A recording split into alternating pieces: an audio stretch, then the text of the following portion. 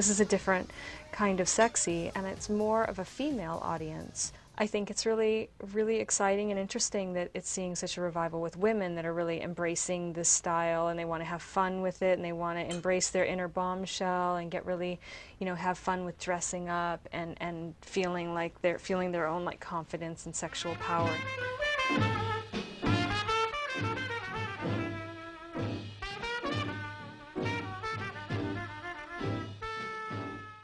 It's showtime.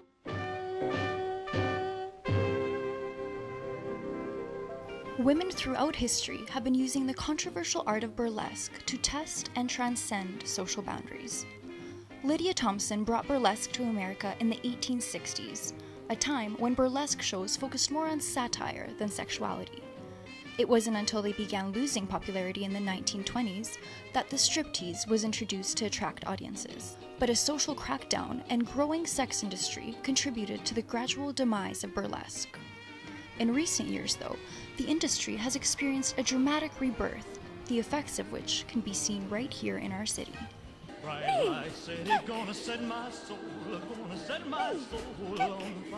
We try to take a little bit of Vegas, and then some Rockettes, and a whole lot of sass, and there's our group. The Ziegfeld Follies is music and magic, laughter, romance, and America's most beautiful girls. What we're trying to get is like kind of more of a Ziegfeld Follies, Minsky like kind of look. Like I'm not really trying to recreate stuff, and we aren't trying to recreate stuff, but we're kind of paying homage to that era, which is super glamorous, kind of almost not quite fetishism, but I mean like it is like people like the stockings and the high heels and the outfits and the feathers and the rhinestones and just kind of the glamour of it. So yeah, I would say it's definitely fantasy based.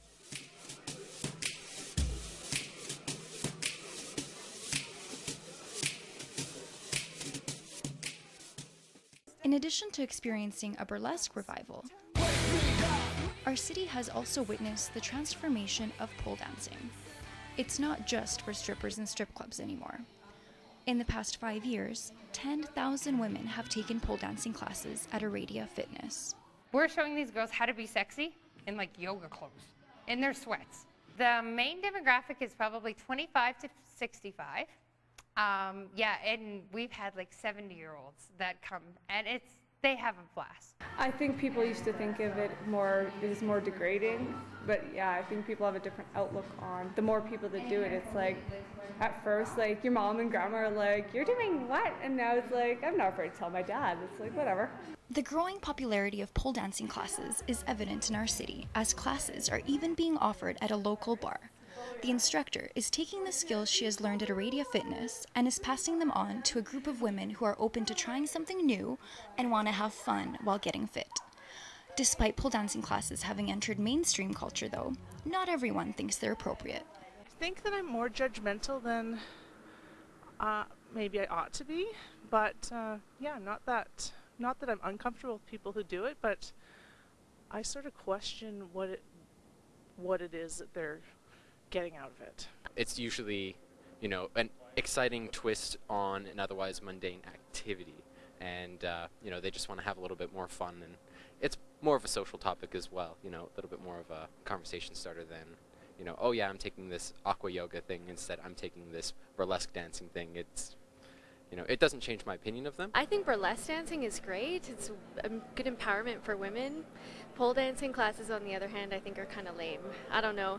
I know that strippers aren't objectifying themselves or choosing it, but if a housewife knew the kind of things that happen to strippers, they may not be so interested in you know, bringing that into their bedroom and into their relationships. It has got such a bad taboo on it that it's, you know, oh, you're a pole dancer, oh, you're a stripper. But I personally, I would never strip. Usually, you know, when somebody finds out you're a burlesque dancer, they have a lot of questions, and there is a stigma surrounding, like, oh, you're a burlesque dancer if guys find out, or, you know, girls. Like, a lot of women, when you first meet them and they haven't seen your show and they find out, they really don't know what to take from it. Like, oh, are you a stripper? Is it just a glorified stripper? It's not about the getting naked. We're not about that. We're about the alluding to being more naked than we are, and yeah, the tease. It's all in the tease and the high kicks. Tease, high kicks. tease, high kicks. But, around. It's fun and playful rather than like full-on sexy or sexual. Over and wiggle your butts.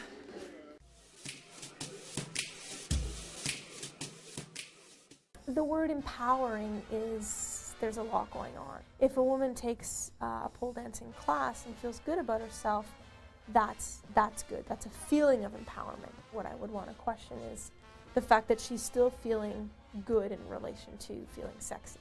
So can women feel good in relationship to their intellect? I think it's empowering just because the ladies are putting themselves outside of a normal element. It's kind of like whether it's pole dancing or skydiving. If you went skydiving and you'd never done it before, when you jump out of that plane and you land, I bet you feel that you could do possibly anything that you wanted to in the world. It's kind of like that for pole dancing, because I think probably about 80% of the girls we bring in here never thought in a million years they'd ever dance around a pole. And yet they enjoyed it. And I think after that, it's like, I could do anything. Another reason burlesque dancing and pole dancing classes are considered to be empowering rather than demeaning is that the women are in control, and they're not doing it for the money or for men. It's 100% for myself. I own my own pole at home, but I have never, in 3 years of dancing, I have not danced for my boyfriend. That's not why I'm doing it. I'm doing it for me. It's about me. Like, I never put on a number thinking like, oh, this is going to turn on all the dudes in the audience. Like, that has never crossed my mind. I don't have men come up to me at the end of the show. I have women coming up to me saying how seeing me up there or seeing the other girls up there made them feel like they could do something like that and kind of embrace their own sexuality.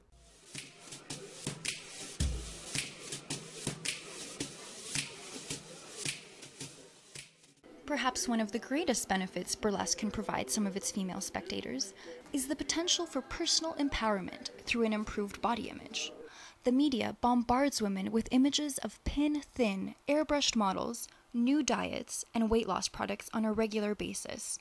So by showing glamorized versions of real women's rounded bodies, burlesque dancers may broaden the idea of what is considered to be sexy in our society. I'm a larger lady, and it's a lot of the girls that are, plus size that'll come up to me and be like, you are so beautiful, and, it just makes me feel so much better about myself, and your group is amazing because it's got such a variety of women. So that is wonderful because, all bodies, shapes and sizes, can be beautiful and are beautiful just naturally. As you see, the studio has a lot of mirrors. They're forced to look at themselves, and they're forced to look at other people. And most ladies don't like that the first class, but by the third class they get started to get used to that, and they can see that these moves look good, I look sexy doing them, and then that just brings that out. And that's what we're getting from the ladies when they come back, is that they're getting job promotions, they're getting treated differently, just because they're more self-confident in who they are, and they're feeling better about themselves. And it's like 1 hour a week. And it's just having that positive reinforcement of, you know what, I can be who I am. I don't have to be size 0. I'm much more confident, and so are lots of the other girls that are in the group. We've seen the change as they come in. Over the years, even with every show, the confidence builds, and I find myself having more and more fun at shows. It really has empowered me. I feel like I'm a confident woman, and I think for somebody my age, I'm really lucky to feel that already. So.